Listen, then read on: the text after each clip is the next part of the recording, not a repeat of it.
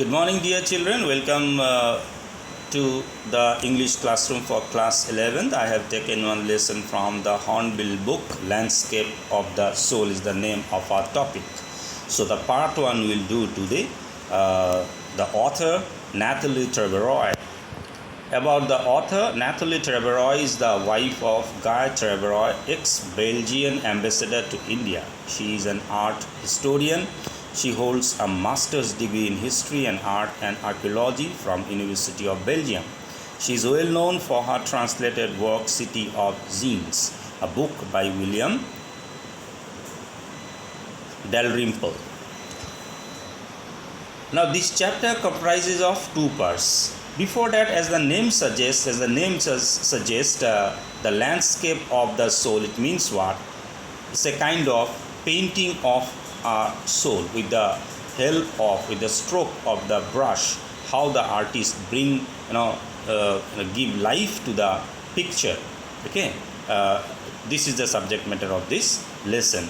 And essential difference between the Eastern artist and the Western artist has been brought well by the author in this lesson with the help of anecdotes or some descriptions or of incidents. Now this chapter comprises of two parts. First one, the author has taken the first part from the landscape of the soul, ethics and spirituality in Chinese painting. The second part has been derived from Getting Inside Outside Art. Getting Inside is an article that was published in the Hindustan Times in 2005. It is written by Bendra Suri. So it is worthwhile to discuss here that the difference of the Eastern and Western this artist painters has been brought in this lesson, as well as one more part which is being discussed here is the outside art. Outside art means what? The artists which are called art brat. Art brat means what? That as if they are considered that they don't have any right to practice art because they don't have any formal education or degree for that. Alright, but they also practice some sort of art, or artistic work which has become popular in the recent past. So they are called the outside art. So that is also a part of this lesson. In the second part we will get that. Now introduction to the lesson. The main theme of the chapter is about arts. It revolves around the art of painting told through the help of various stories. We learn about Chinese painters and their works as well as the story behind them. Similarly, the second part explores the concept of art brat, meaning the art of the ones who have no right. Thus, we learn a great deal about art and its history. Introduction continues. The chapter is about how different the Chinese art form is from the European art form. The writer uses two stories to make a contrast. European art is about reproducing an actual view, whereas Chinese art is about not creating a real landscape. Then what they aim for, they wanted to give a spirit, soul to the art itself. European art is an artist's way to let viewers show exactly what he wants them to see in the landscape. Okay, and the Chinese art is the artist's spiritual and inner voice, where you can travel from any point of it lets the viewer create a path for their imagination.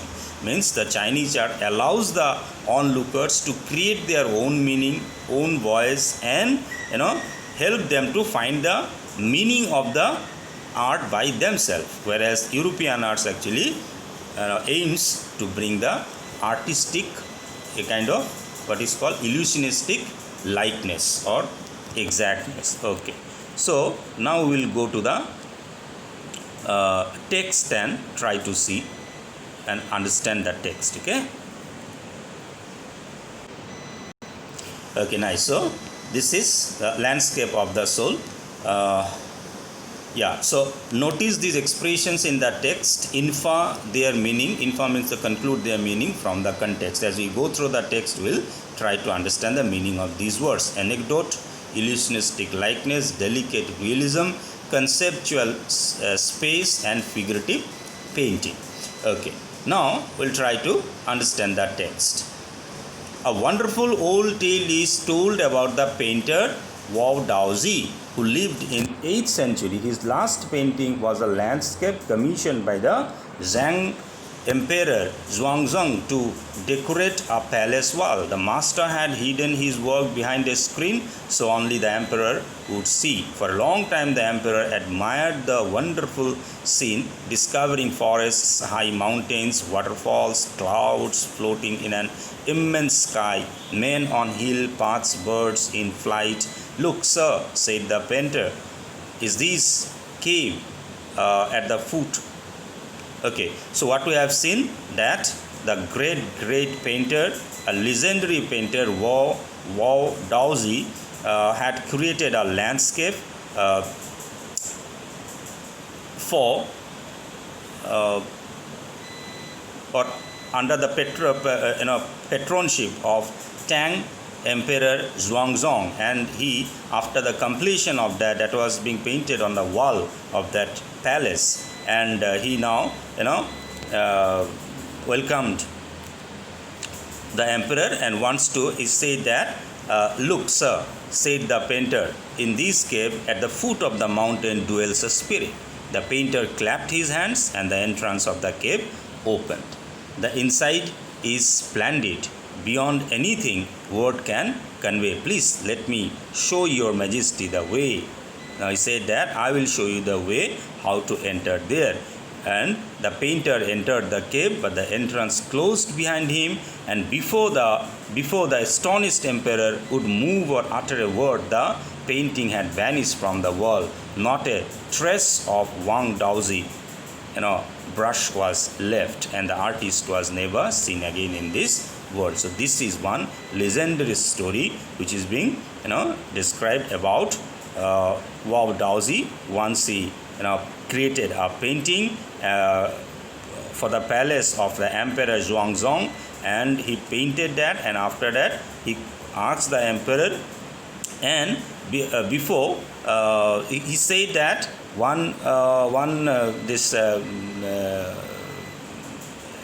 he said that one spirit dwells on the near the cave. He clapped, the door opened. Later on he said that, "Okay, I will show you the way how to enter," and as he enters, the painting disappears. In this way, no trace of Wao Daozi was found. Such stories played an important part in classical China's classical education. The books of Confucius and Zhuangzi are full of them. They help the master to guide the disciple in the right direction. Beyond the anecdote, they are deeply revealing of the spirit in which art was considered. Now contrast this story or another famous one about a painter who wouldn't draw the eye of a dragon he had painted for fear it would fly out of the painting, with an old story from my native Flanders, and I find most representative of the Western painting. On the other hand, what the Western painting represents is said that once another story is there related to the Western painting where the painter didn't want to draw the eye because it was so real, it would appear as if it would fly away, the dragon would fly away. So this is the story, actually two stories. One story we got, and in that the first story what actually refers that the painter, maybe emperor was the king, but he was the painter knows the way to the artistic world, and as he enters, the thing disappears and vanished. So the painting had that much capacity as if that can create a kind of lively situation. So that's what is the suggestion. Now one more story is there of the Western, which describes the Western painting, and what's that we will see. In 15th century Antioch, a master blacksmith called Quintin Metzius fell in love with a painter's daughter. The father would not accept a son-in-law in such a profession, so Quintin sneaked into the painter's studio and painted a fly on his latest panel with such delicate realism that the master tried to swat it away. Swat means to crush or to make it to fly, means remove that flea. So it away before he realized what had happened. Quentin was immediately admitted as an apprentice into his studio. He married his beloved and went on to become one of the most famous painters of his age. These two stories illustrate, this is very important, these two stories illustrate what each form of art is trying to achieve. A perfect illusionistic likeness in Europe and the essence of inner life and spirit in Asia. This is what is to be understood in this part. Okay, so the Chinese story, the emperor commissions the painting and appreciates its outer appearance, but the artist reveals to him the true meaning of his work. The emperor may rule over the territory he has conquered, but only the artist knows the way within. Let me show the way, the Tao, a word that means both the path or the method and the mysterious works of the universe. The painting is gone, but the artist has reached his goal beyond any material appearance. So this much we have done today. From the text, I will try to discuss more about this part that we have done. What we have learned today, that we'll discuss. So what we have learned, two anecdote or two description. One about the Daozi. Okay, about Daozi, his painting, how he appeared, disappeared, and another story is of Antioch, Quentin Mitsys, that he painted a fly. It was so real, the delicate realism that it shows, it makes his master to understand, feel as if real, and he tried to sweat it away.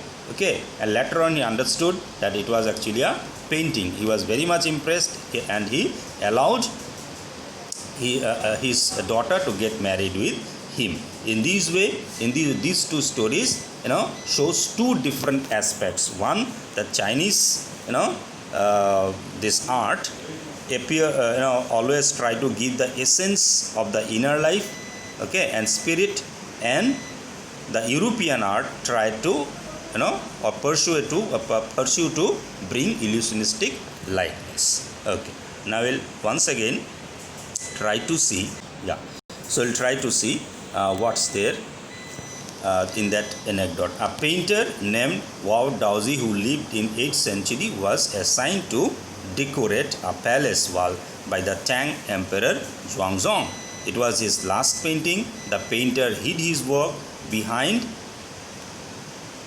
the screen, so the only emperor would see it. The emperor, upon looking at the painting, admired many things into that painting, like discovering forests, high mountains, waterfalls, floating cloud, men on high path, and birds in flight. The painter then made him look at a cave in the painting, which was at the foot of the mountain, and compared it with a living spirit. As the painter clapped his hands, the entrance of the cave opened, and he let the emperor know how beautiful the inside of the cave was, and he asked him to show all this to him. The painter entered the cave, and the entrance closed behind. The emperor couldn't enter the cave, as the emperor was greatly surprised. The painting vanished from the wall. After that, the painter was never seen again. This is the anecdote of the story number 1. And anecdote number 2, during the 15th century, in Antwerp is the name of a place in Belgium. A master blacksmith named Quentin Mitsys falls in love with a painter's daughter. Since the father was not accepting their relationship because of his profession, the blacksmith sneaked into the painter's studio and painted a fly on his latest panel. The painting was so real that the master tried to hit the fly away before he realized that it was just a painting. The blacksmith was accepted into the studio as a trainee. He married the painter's daughter and later became one of the famous painters of the age.